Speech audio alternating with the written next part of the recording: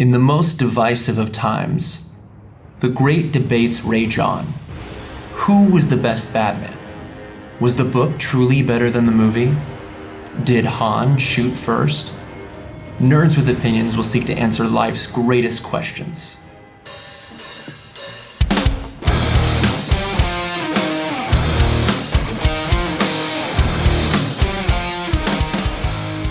Hello there, fellow nerds. You are listening to Nerds with Opinions, episode number 144. As always, I'm your host, Matt Holben. Today on the podcast, I am joined by returning guest Logan Herzog, and we are reviewing the 2025 Royal Rumble. It was a fantastic show put on by WWE. We saw some surprises. We saw some things that we honestly predicted would happen, but it was top to bottom, a really, really fun show, and we talk about it in depth here today on Nerds with Opinions.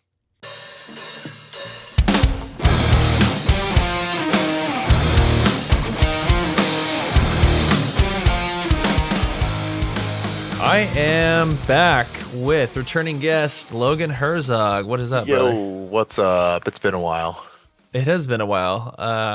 It's been a while since you've been on here. It's been a while since I've done one of these, but trying to get back on the horse for 2025. And what better way than to talk about some wrestling in the first WWE? I almost said pay-per-view.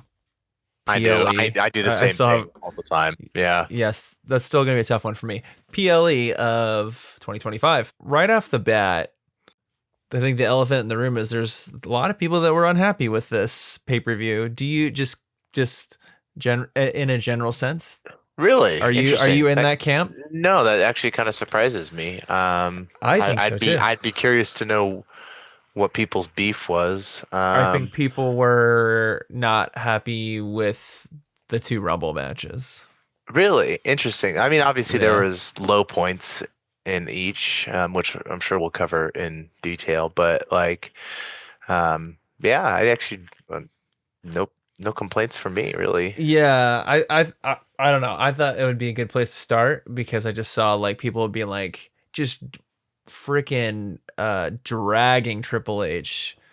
But Really? Of course, it's the same thing though. It's all these people dragging Jey Uso for winning, which we'll talk more about. It's of course the people online have the loudest voices, and those are the kind of clickbaity articles, the dirt sheets. For sure. But then you see Raw where everybody's cheering the guy and generally seemed happy, and the only person that I think that people weren't happy with, Charlotte did get massively booed on Raw. I watched it last night. And I mean, if she's going for heel energy, I guess that works for you. Oh, but she turned it right on. I think she was like, you can go ahead and boo me, and kind of doing stuff like that. So, but yeah, it was kind of weird to be everybody's kind of celebrating Triple H as man, this guy is just the booking king, and then now they're just instantly turn on him already. Fire him. It's ridiculous. This is how fickle wrestling fans are. Okay, so let's go. So I was gonna say let's go in the match order, but how about we do this? How about we talk about the two matches that weren't Rumble matches, and then talk about the Rumble matches? Fair. Okay, Yep. Let's do that. So there was a 2 out of 3 falls match for the WWE Tag Team titles. DIY retained against the Motor City Machine Guns. Thoughts on this one? I liked it, and I like that it wasn't clean. Obviously, that they're pulling their shenanigans and stuff. I am a big fan of Gargano and Ciampa, and so they both have great runs as face wrestlers as well, but no, it's fun to watch them be heel. I like whenever a heel team or individual wrestler as well wins. It's always not always, but it can be much more creative the way that they pull the win, obviously, because it's usually not a clean, clear cut obvious victory. It's somehow, some way, for example, Sami Zayn whenever he was heel back. I can't remember what it was, like a ladder match, I think, and he won somehow by manipulating like handcuffs or something, and used them to like get his Oh, victory. yeah, Or I whatever. think I It's vaguely like remember what you're talking just about. yeah, Yeah. just stuff like that. Like I think it creates a little bit more room for creativity whenever it comes to the actual win and stuff. But no, I think I you're right. like I like the Motor City Machine Guns. They're a great team. And obviously they still have, I'd say, some sort of claim to be in a championship picture here, though. But now I'm woefully out of not in the loop with the weekly show and everything. Was this already a rematch for them? Yeah, yeah. So, they it was the rematch because DIY beat Motor City for these Okay. titles. Okay, Yeah. so but I mean, like there's still, I mean, I think there's still room probably for them to run it back w- again. well, and then I agree. And then when you said something about, oh, well, there's with the heel, you can kind of do creative ways to like keep things going, without making somebody look weak or anything like that. And then Totally. definitely because they didn't even win the match for themselves. It was the Street Profits getting involved. And Right. so that screams like set up for all three teams to have a rivalry. Um, which, it's interesting. I guess it's maybe nostalgia and being such a fan of the Attitude Era, but usually it seems like it's too many teams other than like two teams feuding. But I'm cool with like three teams, four teams feuding at the same time, just because it feels like, Attitude Era with like Dudley Boys, Hardys, Edge and Christian, And like all feuding at the same time. And there was never like single feuds. It was kind of like we're all trying to be the best. And so I yeah. don't have a problem with that. And I mean, and it can be chaotic whenever you get, because it's like, a triple threat If is the one teams thing. are good, though, I think Exactly. it can Yeah. work. A triple threat is one thing, but whenever it's teams, obviously you get a lot more guys. It can be kind of a mess, but no, like you said, if they're on it, it can be amazing. And also, it leaves you a lot more room for just nonstop action because you've got a bunch of guys that can Oh, be yeah. fresh the whole time. So, Yeah, I also think of those like that kind of like three-way rivalry for a while between like the Bar, Usos, and New Day. oh yeah. And like every time there would be some sort of pairing with those teams, or if they were all three in a match, it was just banger city. And so I think there's a lot of potential for like a triple threat with those three teams to just absolutely tear down the house. I'm just wondering if they're gonna try to like milk it to Mania, or if that's gonna be a match for Elimination Chamber. Yeah. Let's see, when is Elimination Chamber? That's March 1st. Okay. And then Mania And is then what? Mania In is like end of beginning of April. April? Oh, end of April. Okay. Yeah, like the 20th and 21st. Um, Oh, that's right. Because I remember 420 in Vegas. Hey. Yeah. Okay. Yeah. I think that it should probably be. I mean, it would make sense if they did it at Elimination Chamber. I don't know that it would. Although who knows? I Maybe it'll be mean, like a three-way at Elimination Chamber that then pairs down to, they might keep it running with at least two of the teams by the time it gets to Mania. I wouldn't be mad if I was always a fan of, but I don't know if they'll do it since they just had a ladder match at Rumble. But I was always a fan of some sort of ladder match being a key marquee match at WrestleMania. For the longest time, it was the Money in the Bank ladder match, and then they made that its own pay per view. Then they had a few like kind of like icy ladder matches. Obviously, one of the most famous ones is the one that Matt Cardona won. But they've had tag ones too, like when the Hardy Boys first came back to WWE as a surprise and whatnot. So I wouldn't be mad if there's some way they can figure out like multiple teams in a ladder match. It would be bonkers, Especially these like teams too. Like, yes, yeah, it would be crazy. And yeah. honestly, like I like all three of them, and Street Profits are rad, and they've been champs how many times? That's a good question. At least a couple, but I don't.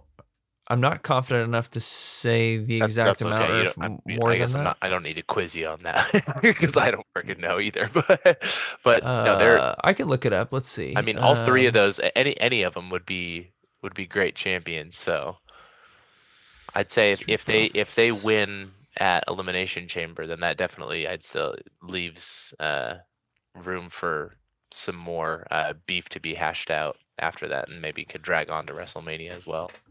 So the Profits have been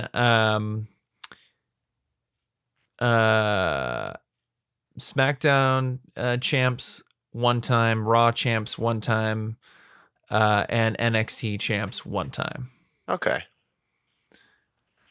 So definitely been to the dance, but not for a while. They haven't done anything really interesting with them for a while because Dawkins was hurt, which that makes me kind of like he's actually still like rehabbing, and they just did this spot. But I saw online that like he's still like mainly getting around on crutches, which is nuts. But apparently he's gonna be ready soon. But that also makes me wonder, like, are they gonna try to like not get him in the ring until Mania so he has more True. time to Oh, heal okay. I up? see. I But see. I don't know. Like, I mean, he might be March 1st is a whole month away, so maybe, he'll be good to go by then. But I'll say he blasted his crutch over somebody's back at the show too. oh So yeah, that's right. He came out on crutches. I was gonna yeah. say like he was moving all right, but they had the crutches involved.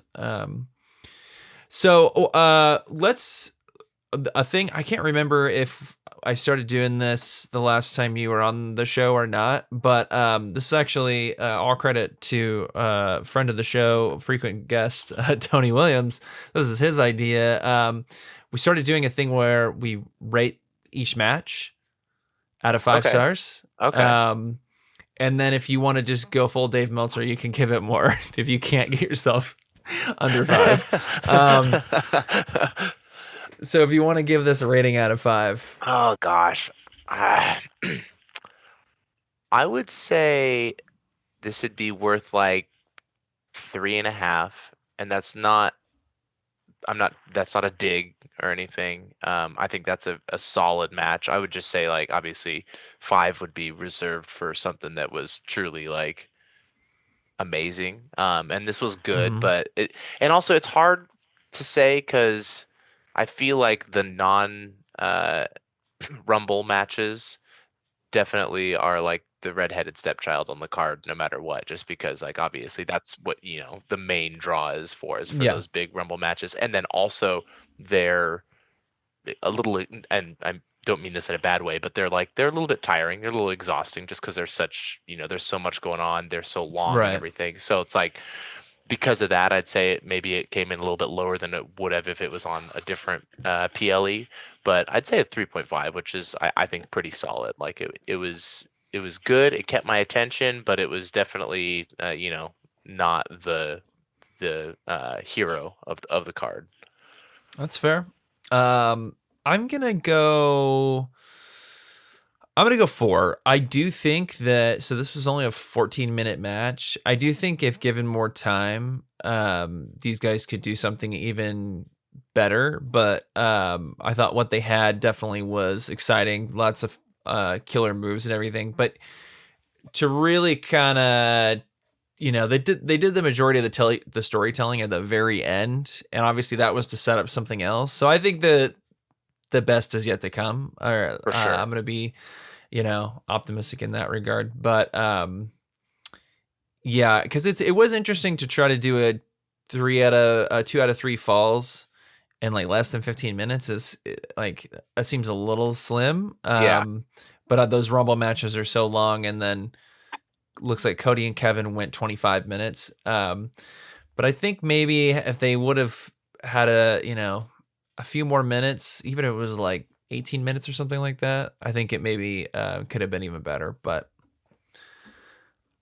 speaking of Cody and Kevin, let's move on to that one. Cody Rhodes retained his undisputed WWE championship and got a hold of the Winged Eagle back in his possession by defeating Kevin Owens in a ladder match. Dude, that Thoughts on this one? that finish was nasty, bro. Yeah, no, this was a good one.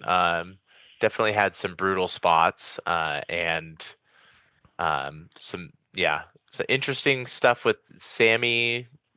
Didn't actually end up doing anything, if I recall properly, right? He didn't help either side. No, he was there as a red herring, I think. Yeah. Yeah. I Well, know and then they built that up ahead of time too. I don't know. Well, you said you don't really get to watch the weeklies. That was, and I'm kind of like, I don't know. Are we really doing this again? That was basically all a setup to have Kevin Owens attack him the next night on Raw. Oh shit! And like package pile drive him. Sammy? Yeah. What? Which is it because he didn't help him? Is that what or did I he? think so. Yeah. Okay. Yeah, and you know, and kind of stood by while he got really brutally hurt. Oh man. So my only pause with that is it's kind of a I'm torn. It's much like John Cena and Randy Orton in like the 2008 to about like 2012 run.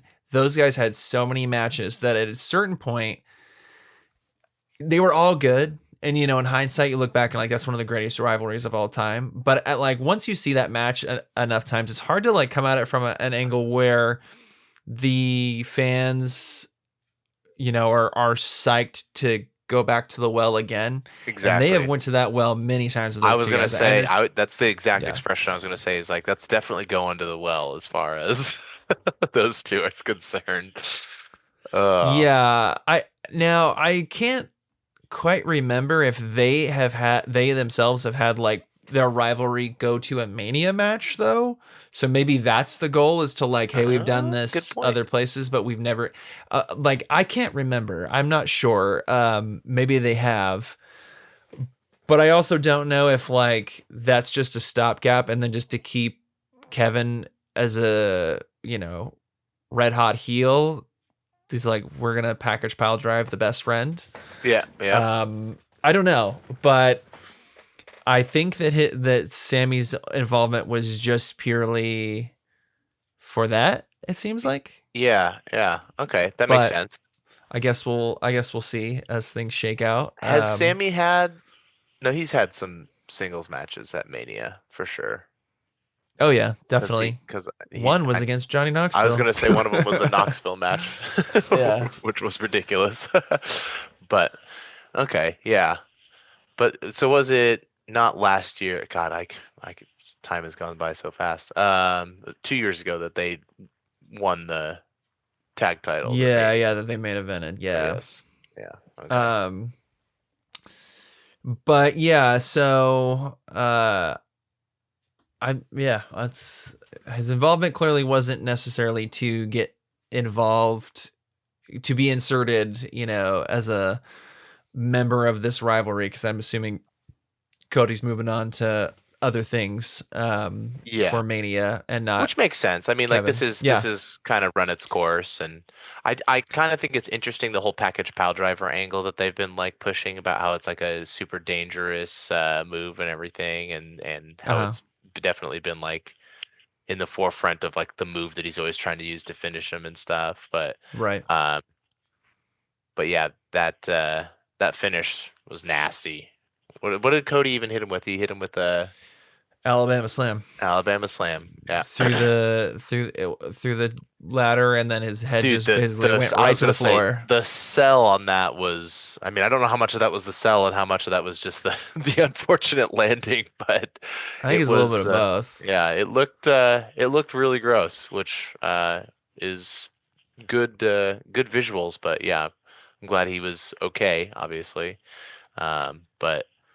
And I remember we were saying we were both surprised that Kevin was the one that ended up showing color and not Cody. I think that was smart though, because it we expected something different, and so I think it defied expectations. Yeah. Well, no, it's good because, obviously, correct me if I'm wrong, but Cody lost. That's why Kevin had the belt, right? Because Cody lost to him.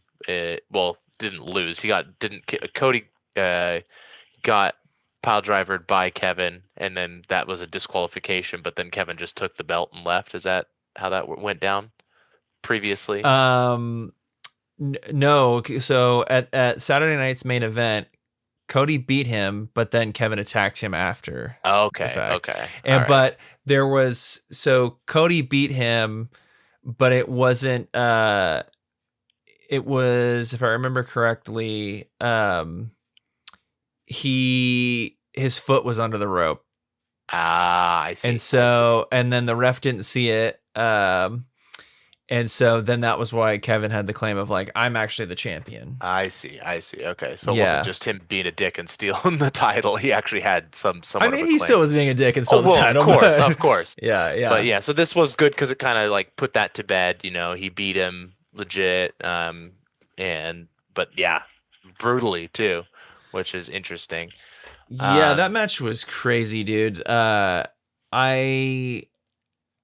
really liked kind of the creative things they did with the ladder, because that's another one where it's like, okay, how do you do something interesting and different for a match that's been done many, many times? And there's like some of the greatest matches of all time have been ladder matches.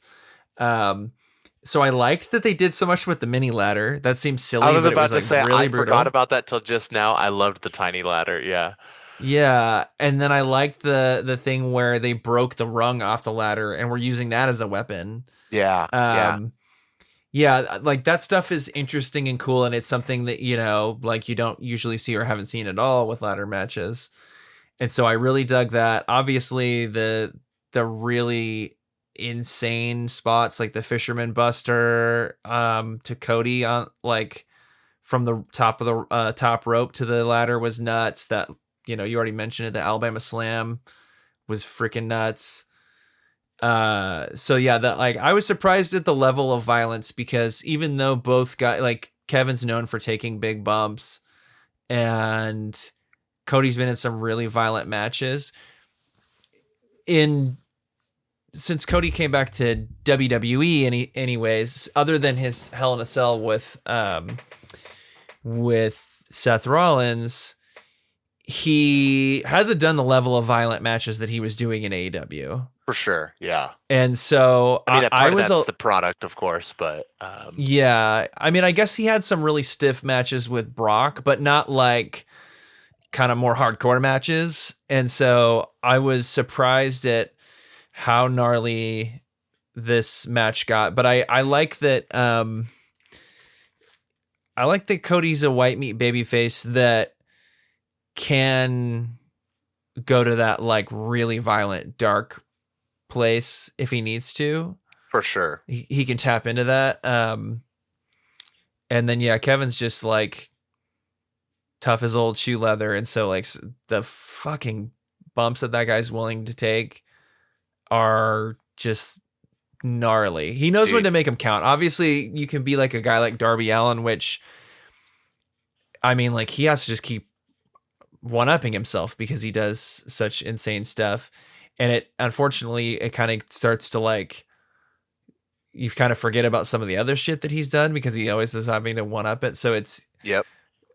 Kevin's smart where he's like, he's made them count, but in comparison to his like contemporaries, he's done some stuff that is fucking nuts. Like, like, dude, like that Alabama Slam bump, I don't think there'd be many people that would actively be willing to take that. Yeah.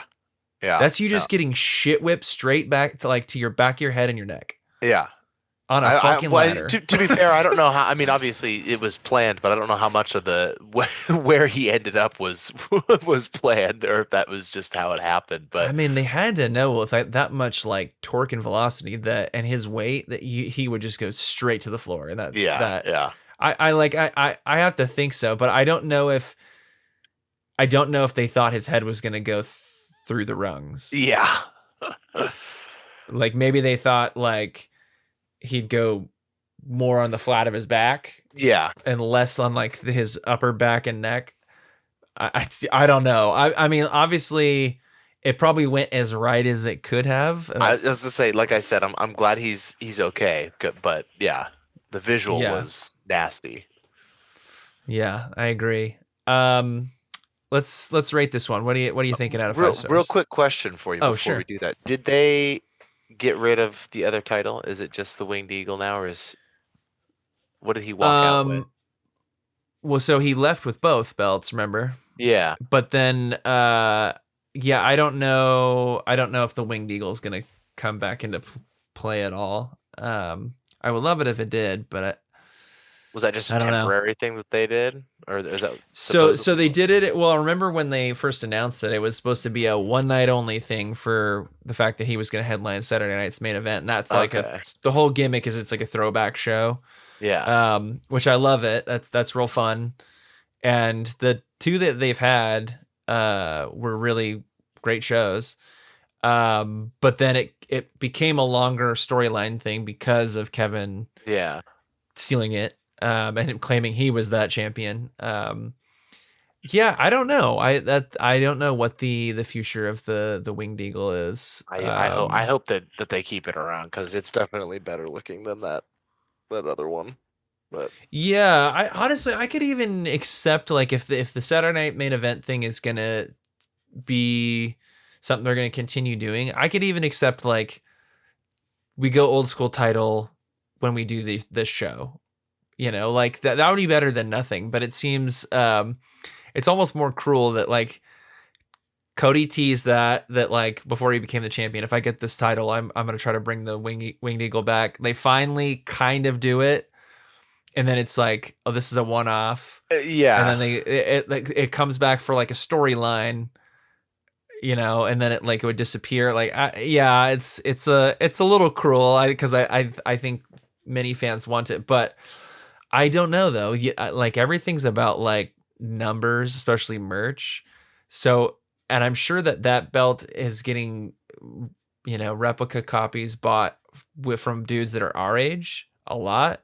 Yeah. But kids are not gonna have any sort of connection with that. They They're don't gonna care. be like, yeah, exactly. What's that old timey looking belt? They're gonna want the you know the one that they know, which I understand. That's why I like that one is because it was the one that I grew up with. Fair enough. Yeah, I don't know. I would love it, but because I will say I do get that maybe they wouldn't want to like actively have him be running around with both because that's silly. Yeah.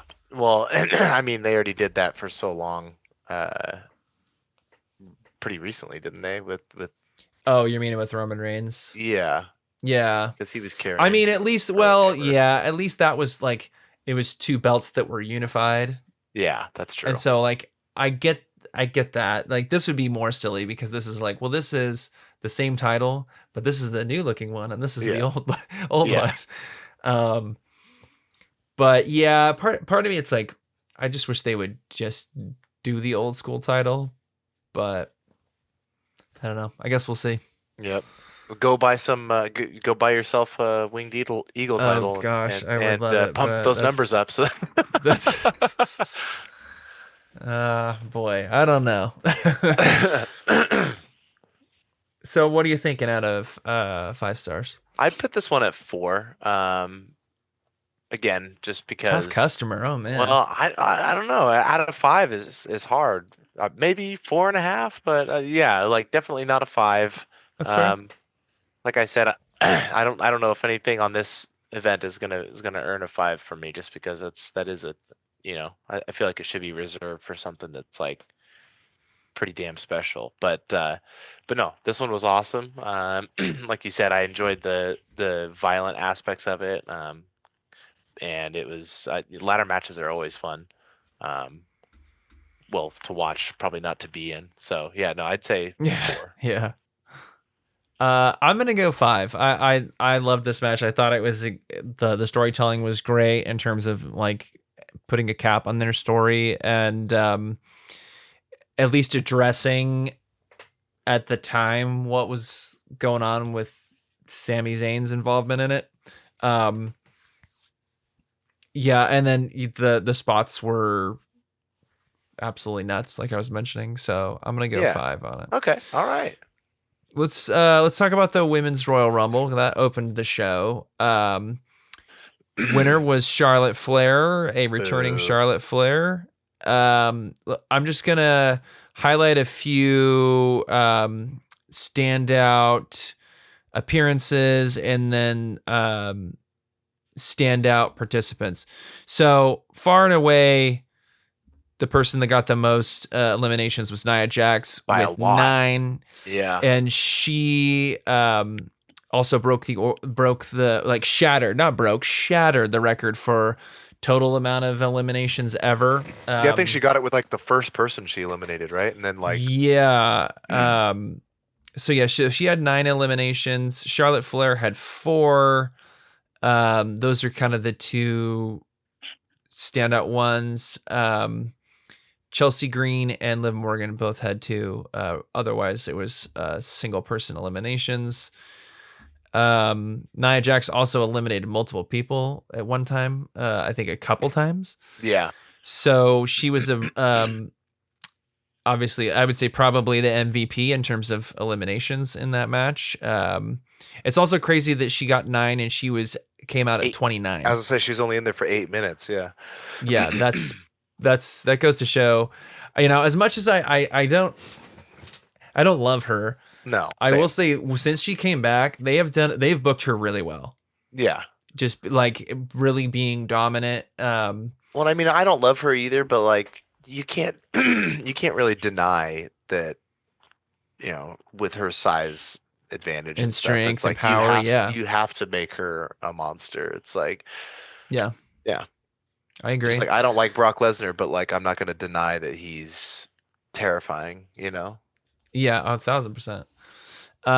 So we had people come up from NXT. Probably the best NXT performance was Roxanne Perez. She was in for an hour and 7 minutes. Say set the record. She was the Iron Woman for this match. And then obviously Charlotte Flair was returning from injury, but we knew that she was going to show up. Other surprises were Alexa Bliss, Jordynne Grace making her WWE debut, Trish Stratus. So and I actually have to Bella. ask about that. I'm looking on, this is just Wikipedia, so this is not obviously an authority. It still says unaffiliated for Jordynne Grace and for Alexa Bliss. Are they both official? That just means they're not on a brand yet. Oh, okay. Yeah, but, so that they haven't been, well, I say signed with quotation marks. Of course. They haven't been signed to either SmackDown or Raw. That's all that means. Okay. But yeah, no, she's official. WWE posted about her and nice. Then we were marking out, but I saw that clip played back, and then like the commentators are like, "Oh yeah, she just signed a contract. This is her official WWE debut." Yeah. We were just too loud. So yeah, yeah. So she's part of the company now. Cool. Good. And well then Trish and Nikki Bella showed up. So before we get into the actual like match of it all, obviously surprises are, a big thing in these matches. Interestingly enough, they really relied on just like great roster rather than big surprises. And there wasn't really huge. Well, I show speed.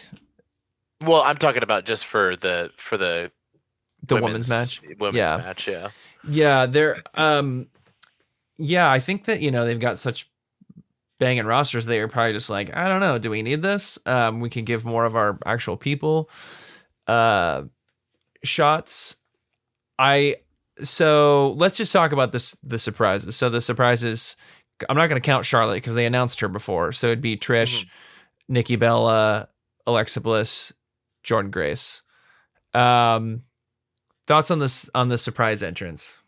Well, obviously, I kind of assumed that Jordynne was going to show up, but so for me that wasn't a huge surprise. But I mean, yeah, I'm a fan.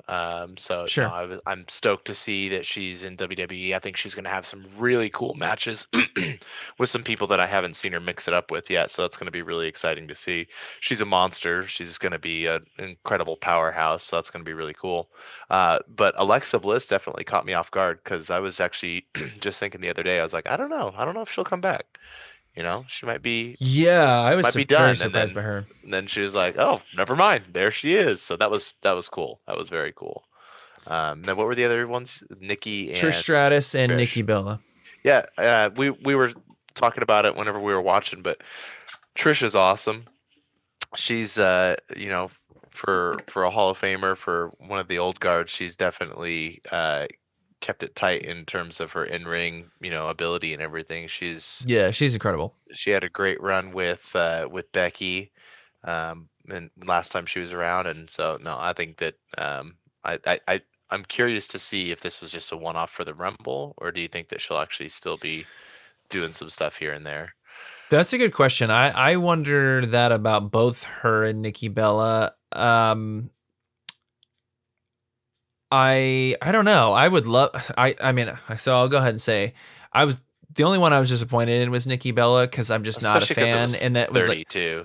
the 30 Like, yeah. spot. Really? Yeah, and it was. I'm not a fan. And I mean I get that like she and her sister have a huge fan base. That's fine. At one point, I liked them more than I do now. But yeah, either of them, I don't know. I just because Trish has remained a little more active and like had a run, I could see her being more possible.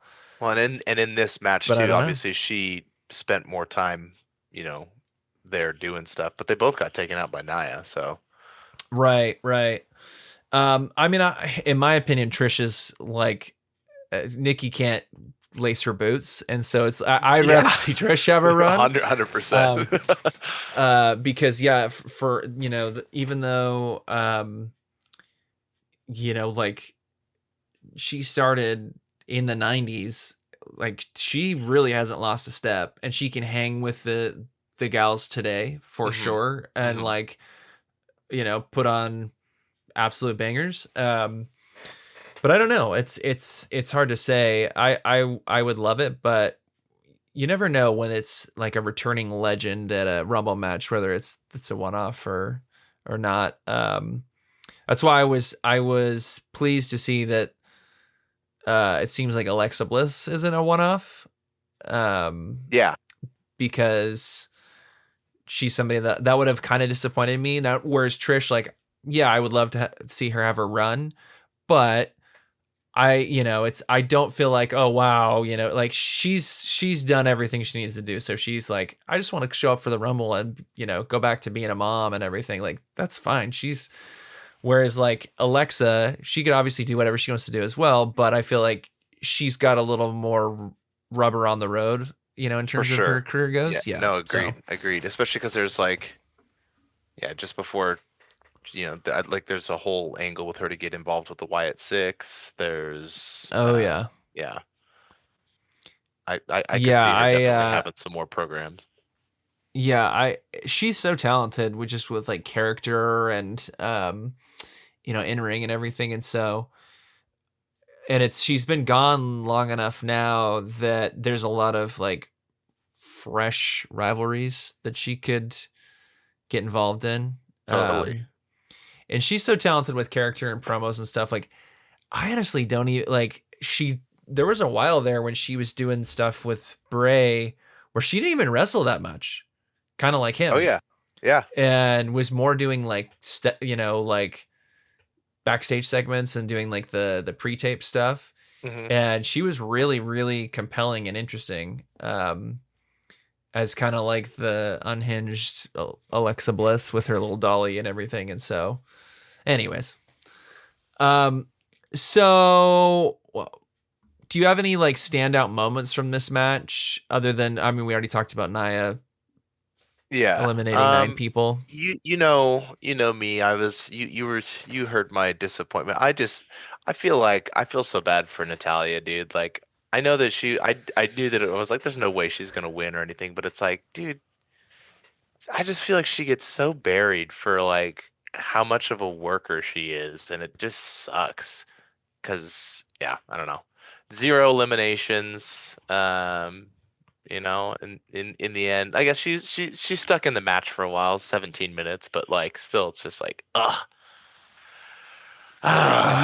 Ye- Anytime yeah, anytime Natty's around, I'm always just like, I know how this is gonna end, but like I want to believe, you know? yeah. So unfortunately, she's got the kind of like journeywoman, like she's a good hand, where like she's just there to enhance people now. Yeah, Unfortunately, and I mean, honestly, out of the women, nobody does it better than her. That's like, and for nobody's sure. been doing it as long as she has. But it is an unfortunate position. But I mean, there's a lot of men that I feel that way too, where it's like, you like Rey Totally. Mysterio. I'm like, I don't know if he's ever gonna have a world title run again, and that's disappointing to me. But I don't know. But I think Natty's in that same box where Yeah, just and there.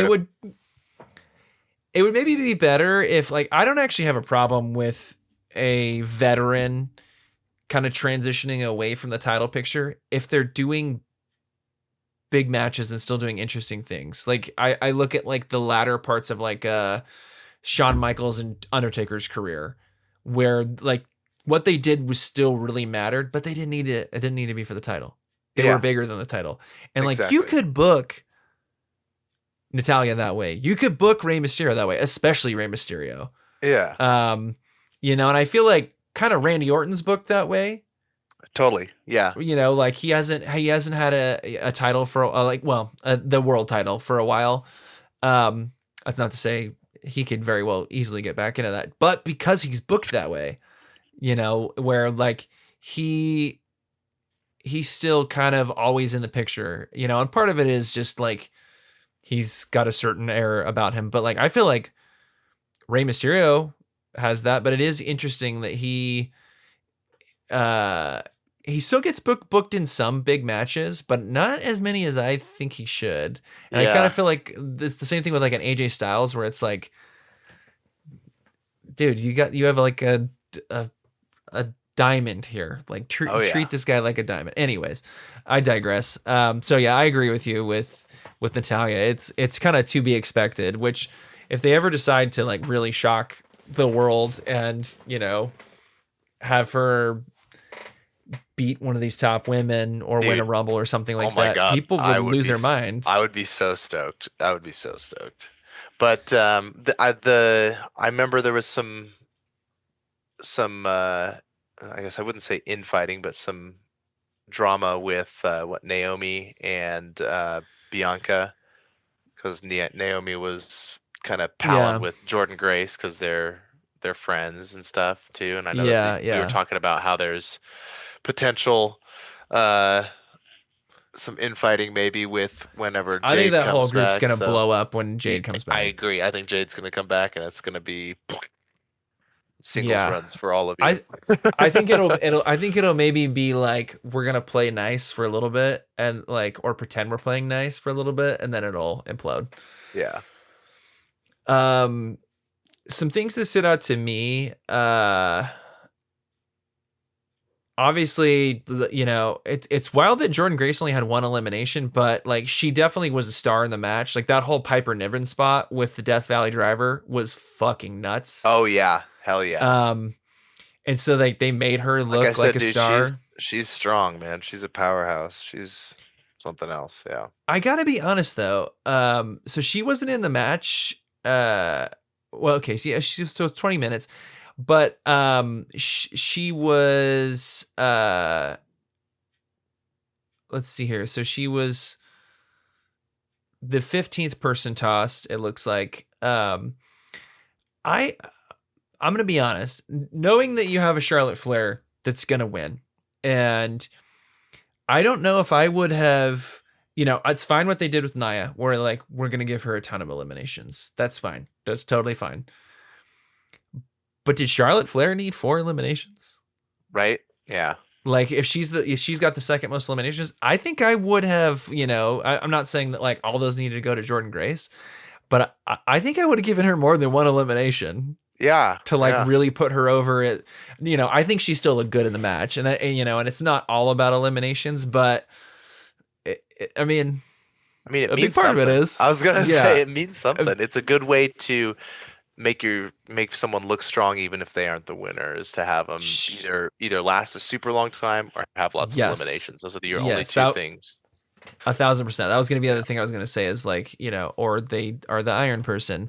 But yeah, so you know, she looked really great. I thought there was some really interesting potential matchups between some of the main roster people and then the NXT people. I really dug the top NXT girls facing off with like the OG main roster women. You know, kind of makes me have hope that maybe they'll get back to doing like elimination style matches at Survivor Series. Yeah. And do something like that. I don't know. But I'm looking at this list of people. I mean, Charlotte Flair looked great in it. She always does. Honestly, I don't. I wouldn't say she's my favorite, but I don't really dislike her. The only thing about her winning is just like we said whenever we were watching it, she just doesn't need it. And she doesn't need to be the first 2-time winner, you know. Okay, so let me ask you this, and I'm like try to look at it like objectively in terms of like you're Triple H, you're booking this.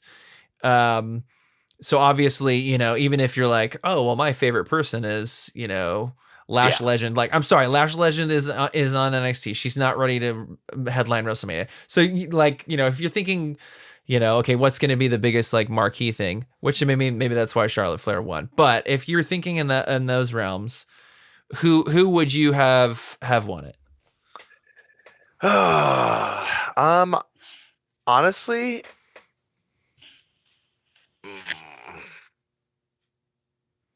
maybe Nia. Honestly, with the way she's been booked and she is the monster and she took out all those people and everything, it's like you could have had her win it. She came in super late. She was super fresh, like, you know. But I guess it would have been a bit redundant to have her win and also have all those eliminations and break that record. You know, that it's like kind of hat on a hat sort of thing. Well, not if your intention was to get her in one of the title matches. True. But so and I'm saying that even though Nia is not one of my, you know, top favorite ladies. Oh yeah, you definitely gave me a completely unbiased answer. Yeah, biased answer is Jordan Grace or Alexa. Yeah. So okay, let me ask you this: what if it was you have to pick somebody that was a previous winner that's not Charlotte? So another two-timer. I think so. That would have been. Unfortunately, I don't know enough. So who all has Bianca Bailey was in the match. She's she's a previous winner. I think that's all for this match because the other ones were Asuka, Rhea. It's gonna break your heart, but I'm gonna say Bianca. Because if you do Bianca, break my heart. Like, I just know you. Honestly, I think that would have been more of a possibility had she not been a tag team champion. True. But the only thing I would say about picking her is that it can sow additional seeds of discord with her tag team that's already kind of floundering and falling apart and stuff too. So I mean, there's potential for story there. So, and she's a mega star. I mean, I know, you know, she's one of my favorites, but I know that like as far as the WWE universe is concerned, she's very, very popular. So that wouldn't surprise me. Oh yeah, 100%. So for me, I'm still kind of shocked. Like, well, okay, so I'm not shocked that Charlotte won, but I am shocked that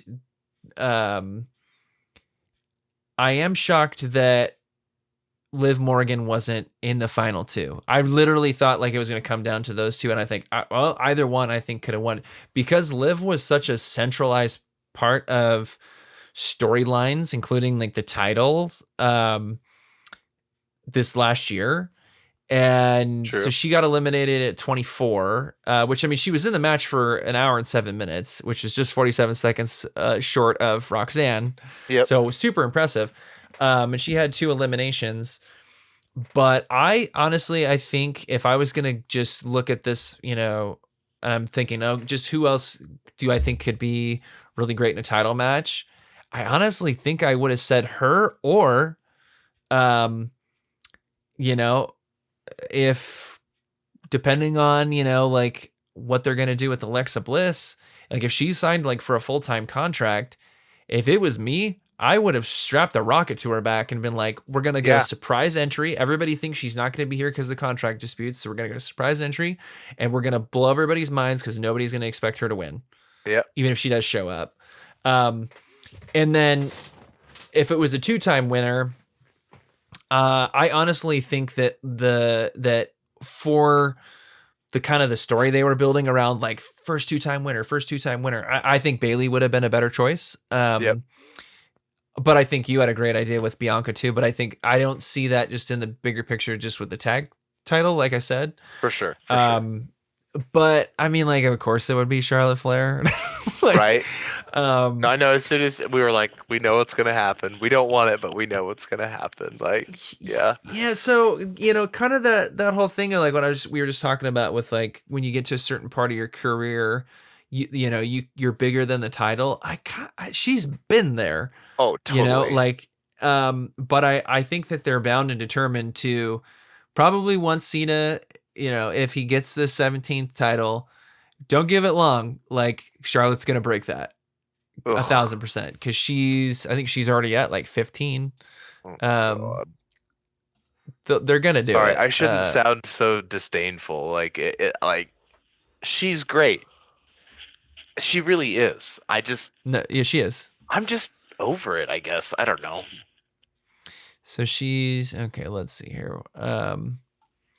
It all kind of depends on if they count these NXT titles. And they've jumped back and forth on this, so I don't know. It depends on that, but if and then it depends on it. So she was the last Divas champion, and they basically created the Raw Women's title, and then like she was the inaugural champion because she was the last Divas champion. So I don't know if they're counting those separately either. I think they will, depending on what story they're trying to tell, you know? Oh, 1,000%, because they've changed the numbers on her multiple times. So if you're just counting like, you know, if you're counting Divas champion and Raw champion, and she was the inaugural Raw champion, and then her SmackDown titles, so that would be 13 times. But then if you're counting the NXT titles, it's obviously going to be 15. I don't know. And they kind of always seem to go back and forth with that. I would prefer if they don't count those NXT titles, because like, if, you know, like she'll probably be like a 20-time champion. Yeah, by the time she's got a lot of career left, I think, too. Yeah, I think so too, especially since she got that knee fixed. But no, and it's one of those things where like she does absolutely personify greatness. She is I think she's the best women's wrestler of all time. And you know, even if like you disagree with that, you have to agree that like she's in the top conversation of that at the very least. Yeah, 100%. And like I said, I'm just kind of like, I'm just over it. It's just like more of the same. But like, yeah, it's undeniable greatness for sure. Like, yeah. I just think that I'm glad that she's back, because I think like, especially now you got like Alexa Bliss back, Jordan Grace on the roster, like that's a fucking dream match. And honestly, I think I'd be so pumped and jacked if they were like let's say, you know, how I would have booked this. Charlotte comes back. I don't want her or Jordan Grace necessarily winning it, because they don't need to. I'd have Charlotte come back. She's wrecking house. Everybody expects her to win. But you have Jordan Grace still in there. Jordan Grace eliminates her. They have a Mania match that's like, I have been the Not for best the woman title, outside yeah. of WWE. You've been the best woman in WWE. Let's see who the real best Yeah, no, female that's wrestler. dude. That's now I'm mad that didn't happen. Thank you for.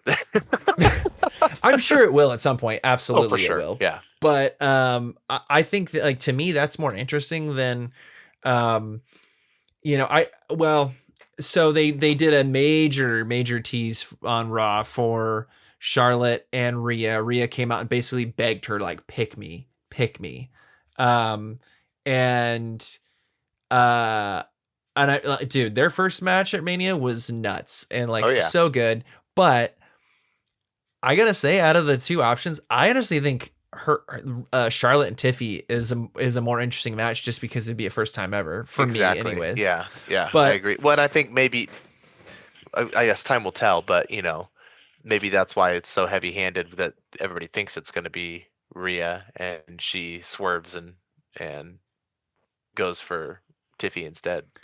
well, the interesting thing about Tiffy as well is that even though she's a total heel, like, people like her. She's been getting cheered, and people definitely booed Charlotte on Raw.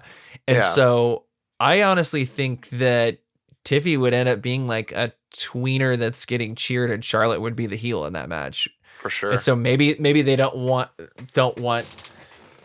Tiffy forced to be a babyface, and the very clear, easy, like, babyface versus heel match would be Rhea for sure. and Charlotte. Yeah.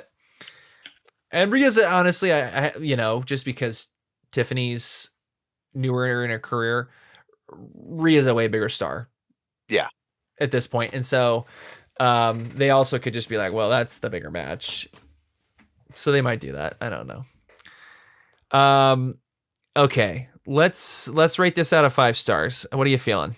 I'd go 4. I'd go 4 again. Like I said, I think 5 is pretty reserved for something special, but this was a solid match. Lots of stuff happened. It's that we discussed some disappointments, some high points, some low points, but no, I think it was really, really good. And the surprise entrance, were pretty damn good. So I'd give it a 4. So despite how I feel about who won, and that's a minor gripe in the grand scheme of things, just the match as a whole, I honestly think this is the best women's Royal Rumble they've had.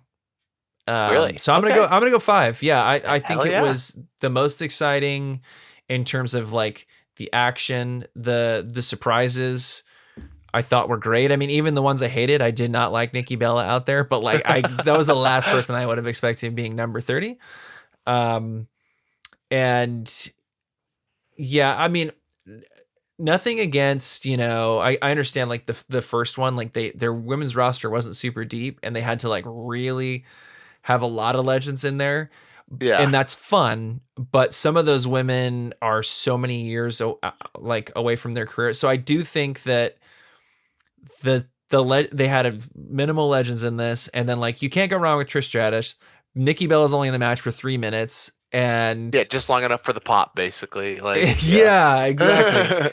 But otherwise, like, they had kind of like how they did with the men's. They kind of just focused on, like, we have a banging roster, let's just showcase them, and I don't think that was necessarily the worst thing. So yeah, I'm gonna go 5 stars. Nice. All right. Let's talk about the men's. Okay, the winner Started off was with Ray and Penta, bro. Yep, Ray and Penta, which I love that. Us wrestling fans collectively just ignored that Penta definitely touched both of his feet, or at least was damn close. Yeah. At least one touched. But yeah, that was cool. Obviously, like, they've had matches before outside of WWE, but that was fun to see that. Eventual winner Jey Uso. The Roman Reigns had the most eliminations at 4. John Cena right behind him at 3. Jey Uso right behind him at 3. Couple of other standouts. Had 4 as well. Oh, I'm sorry. Yeah, you're right. Fatu. So tied. Interesting. And then Which makes Damian, sense because he's billed like a fucking monster or so. Right. And then Damian Priest, Logan Paul, Braun Strowman and CM Punk all had 2 apiece. So, I'm gonna. So, in terms of MVP here, so it looks like the person that was in this the longest, let's see, was Penta, 42 minutes. So he was the Iron Man, but honestly, MVP. I think the person that Penta's only in at 42 if you suspend disbelief for the feet touching the floor. All right, that's the last time. That's the last time I'll gripe about it. I'm honestly, I think the person that looked like the biggest monster was Jacob Fatu. For sure, agreed. Yeah, he was just. I mean, Roman Roman looked great as well, and then like Cena was dumping fools, but dude, Fatu is just, they're booking him so well. Like that dude, he was only in the match for 24 minutes, which is not, it's not short, but I just felt like he was just dangerous the entire time he was out there. For sure. And then I think that made Braun Strowman look really great by being the guy that eliminated him. But as a clapback too for their match. So yeah. Yes. So in terms of surprises, because we already knew Cena was gonna be in the match, we had AJ Styles return, which none of us expected. That big pop for that. Joe Hendry from TNA. Hell yeah. And I show speed. Ooh. I guess Finn Balor came back after a couple week hiatus, but I'm not going to count him because that wasn't super long. But I think I kind of thought they would capitalize on the Joe Hendry thing, but it was still super, super cool to see the TNA men's champion. Like they've had a couple women's champions now in the past with Mickie James and Jordan Grace, but the TNA men's champion, in this match, mixing it up with the biggest names in WWE, was super sick. Obviously short-lived, unfortunately, but yeah. Yeah, but he, obviously he's still hugely over, and that had to have been cool for him. And that was, even though he was tossed really quickly, I would have liked to have seen him in there a little bit longer. It's still cool for TNA. I thought those were kind of the real significant surprises. The I Showed Speed thing, like I could give a shit about that, and it pisses me off because it was. Yeah, the way that it went down, I just feel so bad for Tozawa, man. It's like, that's speaking of people that are in kind of stuck in a certain spot with the company. Like he's always, I just feel like he's at that bottom rung and like always gets kind of shit on in one way or another. But especially because positive byproduct of I Show Speed being in there is another person that's probably like an MVP was Braun Breaker, eliminated 3 people, and certainly the most viral thing that from this event was him spearing the soul out of I Show Speed. He definitely disgusting, dude. Speed, I don't know if it was just that he didn't know how to take a bump, or if Braun was giving him a little extra mustard, or what. But yeah, it was. Or if they agreed to it, just be like, dude, just lay me out. I don't know. Yeah, whatever it was, he definitely gave it to him. I kind of want to just believe he's just like, I'm gonna kill this guy, and just laid it into him. So this match was insane. Like it was so stacked, and like the people announced for it was this is probably like the most stacked Royal Rumble ever. Like, or it's got to be close. I'm sure there's other ones that that maybe at the time they were happening we didn't realize, like, oh, this is full of legends. Probably like Attitude Era or whatever. But in terms of like who is over and like at the top, at the same time, like it pretty nuts. Obviously, there were some real big spots. It's hard to beat that Braun Breaker ISO Speed one. And Fatu's doing his thing, Braun throwing him out. What did you think about the match? Kind of like at one point literally sort of paused, and when you had Cena come out, CM Punk come out, Seth Rollins come out, and at that point Roman was already in the match. They're all in the ring together and like just kind of doing a stare down and letting the crowd just eat it up. Did you like that, or did you think like, okay, you guys are vamping too long, or what did you think about that? That was kind of unusual. It didn't feel problematic or too long or drawn out or anything like that. No, I like it whenever if the crowd's eating it up, which they were. It just builds suspense, sets up potential.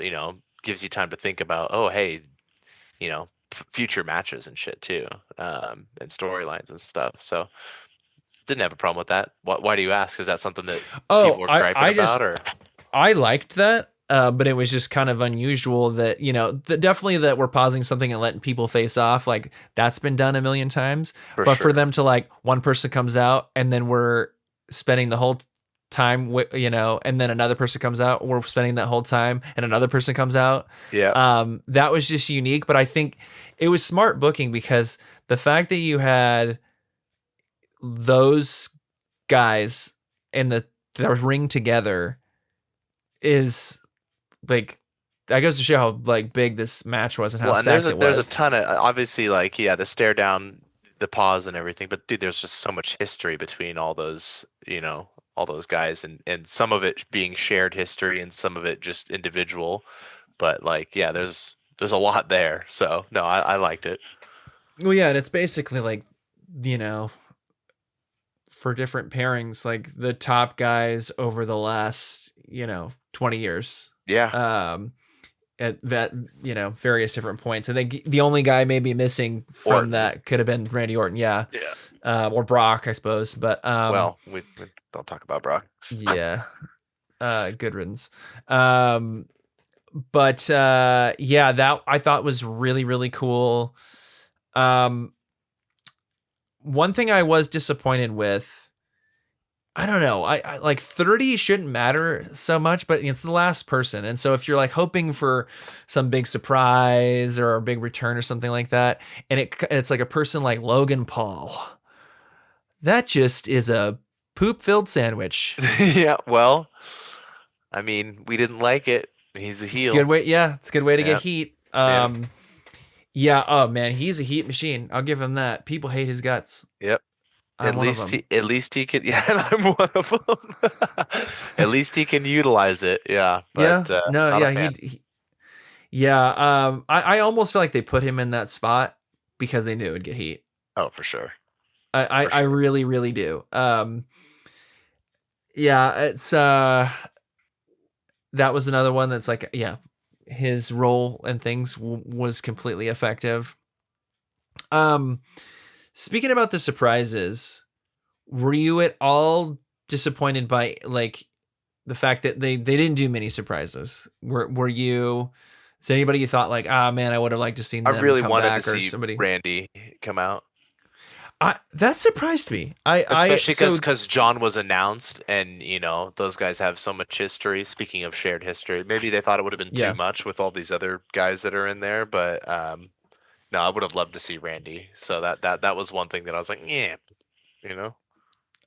So for me, I agree with Randy. It was Randy and Matt Cardona. I feel like that's that a thing that people have wanted for so long, and I'm just convinced it's not going to happen. Yeah, this would have been the opportunity for it, and one of the best ones, and so I think that ship may have sailed. I'm not saying that I'm convinced that he's never coming back to WWE, but I don't like. I'm not going to get my hopes up for the next Rumble. Like, no, this would have been the one. If he's still on the Indies, I mean, that's not to say that they couldn't do it and it still wouldn't be effective, but it's interesting. I wouldn't necessarily be surprised if he's just like, not coming back. Like he's Yeah. making good money, like having a good time. But I also he's talked a lot about like his main goals are still to like, you know, you can't deny that WWE is the place and like to be at the top at WWE. Same thing with Cody. It was like it's one thing to start your own company, and that's a great bit of success, but it's still not the top of WWE. Exactly. Yeah. But let's talk about there was a lot of setup for future rivalries, particularly CM Punk, Seth Rollins, Roman Reigns, all getting chucked at the same time and then having a major kerfuffle outside of the ring and Seth literally stomping on Roman's head with 2 feet. Oh yeah. Fuck. I forgot about So that. that seems to He be basically like hit him a with a setup. coup de grace to the head. Yeah, it seems to be a setup for a 3-way rivalry. What did you think about that? I think that it could be awesome. And I remember you pointed out that Paul Heyman still owes Punk a favor.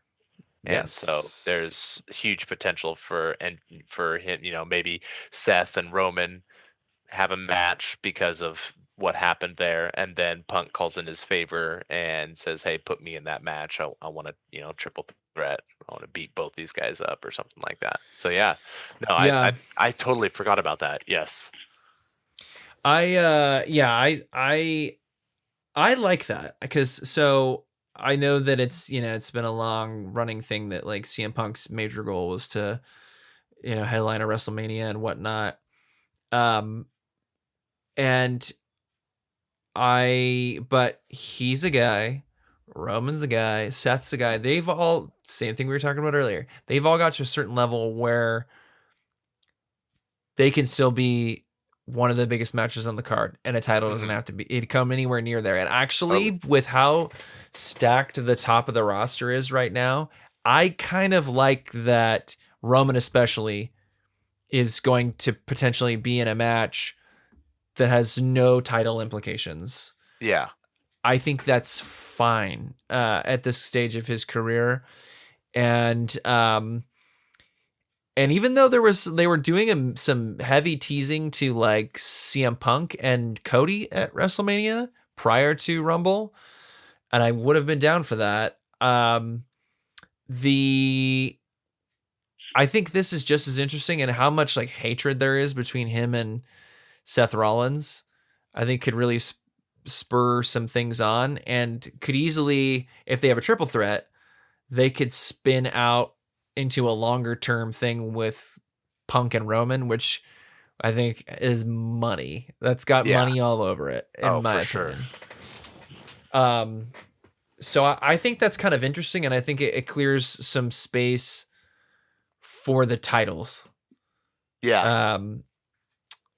And because so they haven't fully announced it, but there's been some teasing on Raw. Gunther, came out, cut a promo, basically was, told Jay, don't pick me because if you do, I'm going to make your life a living hell. And they have history now because they already had a match prior and Jay almost beat him, but didn't get it quite done. But then Jay was like, I'm going to go over to SmackDown. I'm going to talk to Cody, see what's up. Then I'm going to decide. Who do you think he's going to pick? Do you think it's Gunther or do you think it's Cody? It's going to be Gunther. I think so too. It's just, I mean, if he picks Cody, I feel like it will only, I shouldn't say only, it will likely be just as a swerve, because it makes more sense with Gunther, because like you said, there's that history there, and correct me if I'm wrong, but Jay and Cody are on good terms, as far as we currently know. They're boys, yeah, and then they're former tag champs together. Yeah, exactly. So I don't see that being his choice, but who knows? So unless it's a swerve just intended to be not what people expect, I think that he'll for sure choose Gunther. So obviously there's a lot that's going to shake out at Elimination Chamber that actually I'll come back to this question. So let's talk about the finish. It comes down to Jay and John Cena. Were you surprised by this at all? Were you convinced that it was going to be John, or? I was convinced it was going to be Logan Paul. If you remember, Okay. whenever we were sitting there, and I was like, dude, oh my God, no, it's gonna happen. Here we go. And then like, yeah. Yeah.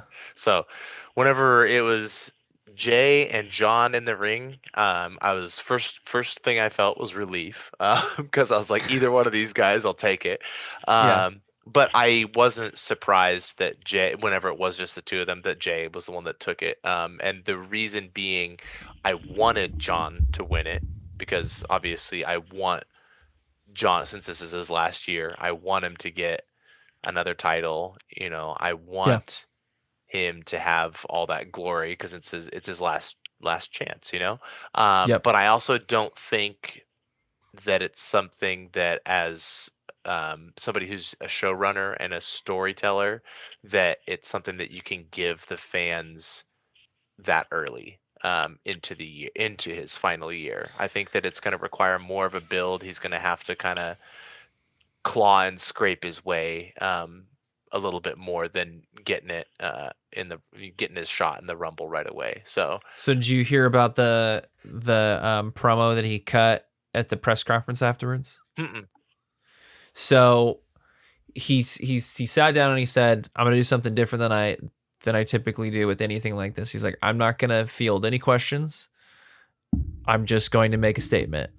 And he proceeded to cut a promo, and it was basically said that he realized that he said he's like, I've always been a company man. I've never called my shots, all that kind of stuff. But he basically said, he's like, I think that due to my tenure with the company and, my history, that I've earned this right. So he's like, I'm going to cash in on it. And he said, I'm going to declare myself, as a contestant in the Elimination Chamber. Yes. And yes. he's like, I'm Good. gonna win that, and then I'm gonna challenge for a title at Yes. WrestleMania. All right. What do you like? Do you think that he'll be successful in that and then be in a title match at WrestleMania, or do you think he'll fail at that and then the chase for the title is going to be still going further into the year? It gets harder. The longer it goes, it gets harder. I want to say, again, I just can't not root for the guy. So my heart wants to say, yeah, he'll win it and he'll get the title and he'll go, but So then I you feel think like that he would? the pessimist in me and the person who's trying to be more objective thinks, no, he's also gonna struggle with that, and his struggle is going to continue, because that's really the greatest story is the underdog, the person who fights and loses but doesn't stay down. They get back up and fucking keep going and keep trying. And so I feel like that's probably the better story, but like I said, I can't help but root for the guy, so it would be really difficult for me to acknowledge reality. Okay, so to assume what we are expecting with Jay, so then that would be to assume that he would be challenging Cody. Yeah. And so the prospects of a John Cena versus Cody Rhodes match as a headliner for WrestleMania, what are your thoughts on that? Is that something you want to see? I like it. I think it would be great. I don't know that there's a ton of story there, but obviously they have time, a little bit of time to work on a build. Not a lot of time, but a little bit of time to work on a story behind that. So if that were to happen, yeah, I mean, there's not really. I'm trying to think. I don't know, because I'm I guess I shouldn't say a recent fan, but a more recent fan. I didn't watch during, Attitude Era or even the Ruthless Aggression era when Cena was, kicking ass and taking names and stuff. But so it's like, I don't really know who the ideal opponent for him would be, but I feel like Cody and him could put on a hell of a match. And I think, but the only thing is, like, you got white meat babyface with white meat babyface, if that's the scenario. I think what the story could be is just like this is his last shot. He's, chasing this just ridiculous accolade. and this is his last shot, and Cody's the man right now. Yep. And I also think they could have the kind of like, you know, greatest of this generation versus, you know, the legend. Yep. That's an easy build right there. But you know, it's interesting. I don't know whether or not, especially with the decision they made with this, which I think now, as much as like I was rooting for him and I would have been over the moon had he won this, I do think with kind of how obvious the women's winner was, that Jay was legitimately a surprise. And I think even if you dislike it, most people are agreeing with that it was not what they expected. I think that's why some people maybe disliked it. Right. Like you said, and wrestling fans can be fickle. Yeah. And I honestly feel like maybe they I wouldn't even be surprised if John Cena was involved with this decision of like, you know, ultimately somebody else can use that rub. Yes. And you know, we can still get John Cena, you know, involved in the title picture some other way. But the big question is, like you said, do you go ahead and get him in that marquee spot for Mania, or do you have the chase keep going? My thought is that you do this, I think that what would toy with people's emotions even more is get him in a title match at WrestleMania and he loses.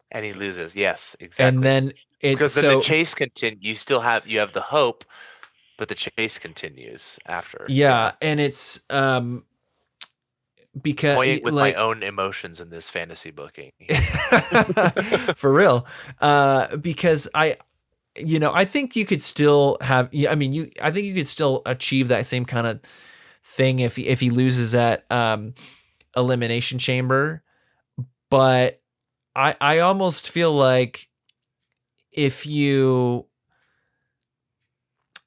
have him win Elimination Chamber and go on and face Cody, and you have Cody beat him, but then you have it be like a really close match, and you know, have a reason to do like a series of matches, and you know, maybe try to like, I don't know if you can drag it all the way to SummerSlam, or if you maybe like have them go off their own separate ways and then come back to SummerSlam. But like, I really feel like if you want to do what you're saying and kind of, you know, have the story be of the chase and like time's running out. Mm-hmm. I think you got to drag it to SummerSlam. Here's the thing, you're cooking right now. Okay, so here's the thing with that too is if he loses at Mania, and then he has a chance for a rematch, and if he pulls the win and gets the title, because here's the thing, he has to win and lose the title within this year, because obviously he can't retire while he's still champion. I mean, he's not going to do that.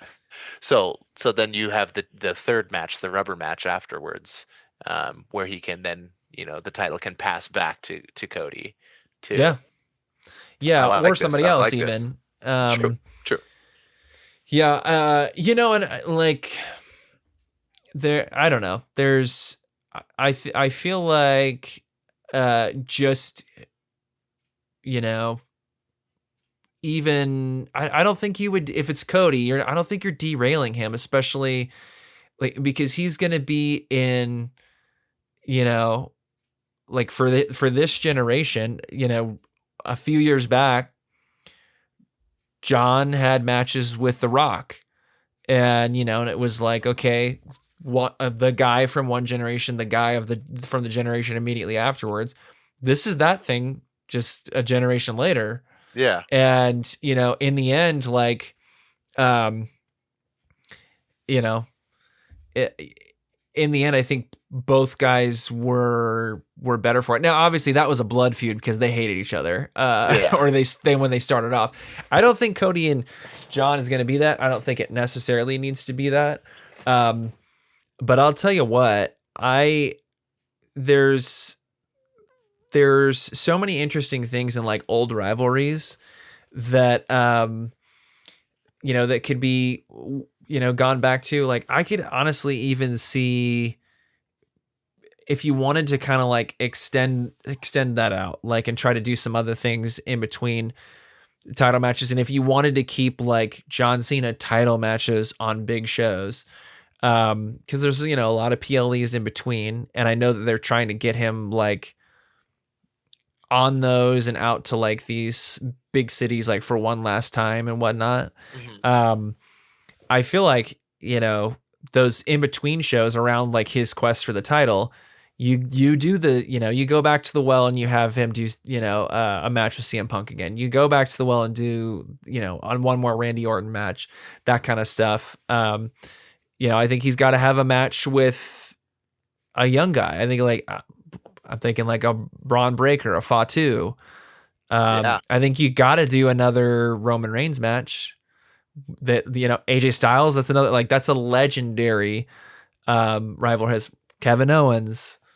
But anyways, I digress. I don't know how they're gonna do it. I'm but excited though. I think the John Yeah. Cena angle is gonna be the best storyline of this year, for sure. And not just because Probably. I love him, but partially because I love him. And and it would be interesting. Like, I don't know, like, we could both be dead wrong, and maybe it's hard to imagine in this short of a span of time, them like putting together a storyline that's like like a blood feud or something like that, because I think those take time. Mhm.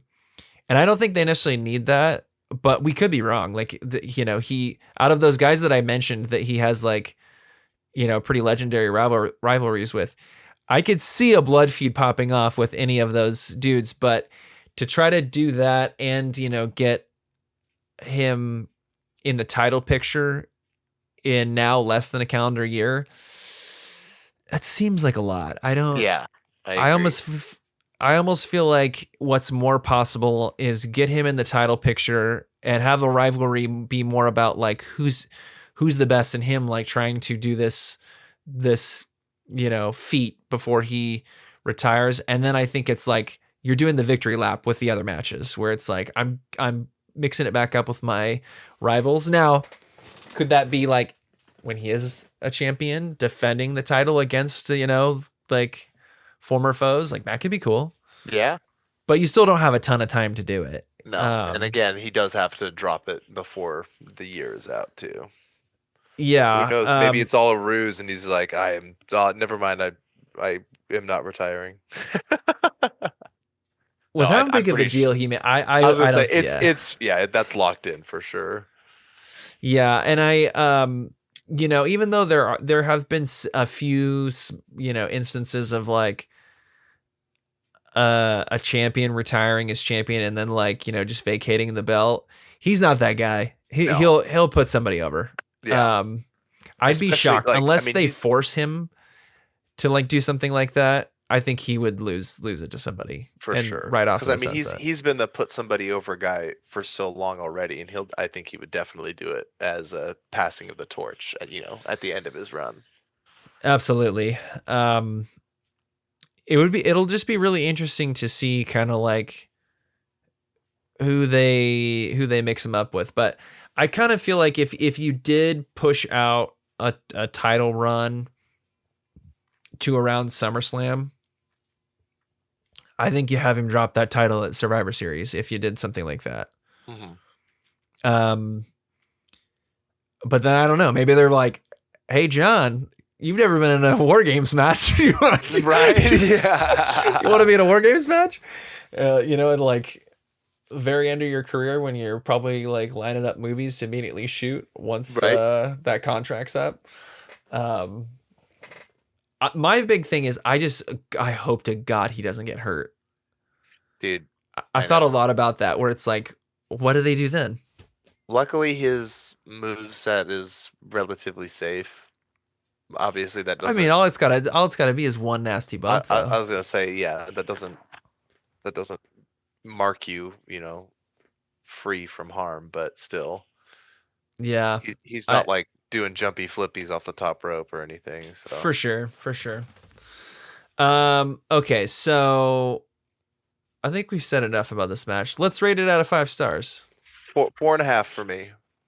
4.5. Again, reserving 5 for something that blows my mind, but this one definitely had me at the end. I don't know if you remember whenever we were sitting there watching with Cynthia, I was like biting my nails down at the end of this one. So yeah. I'm gonna go 5. I like because of that kind of that drama. Totally. It was one of those where there were so many heavy hitters in it that I feel like there was a possibility of probably a good 10 different outcomes just because of how many huge names were in this. Yeah, a third of the guys in this match could have won, and I wouldn't have been upset with it.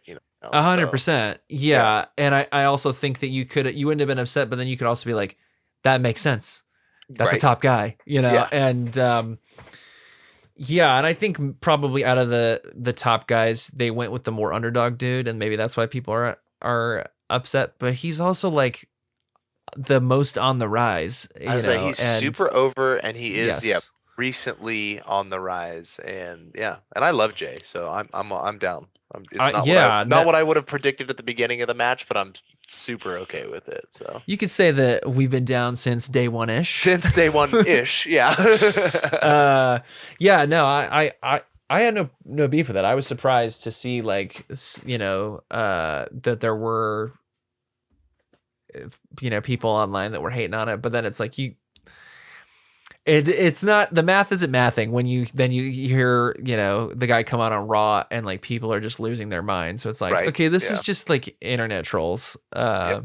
But cool, man. Well, fun show. Thanks for hopping back on here and talking, doing a wrestling pay-per-view review. It was fun. So we'll have to reconvene for Elimination Chamber because 100%. maybe it'll be John Cena lining up his tickets to WrestleMania. I was gonna say we'll have to continue the cook. Yes, absolutely. Yeah, we'll know a lot more by then. If he loses, it's gonna be okay, well now let's redo this whole booking plan we just came up with. All right, thanks, boss. All right, thank you.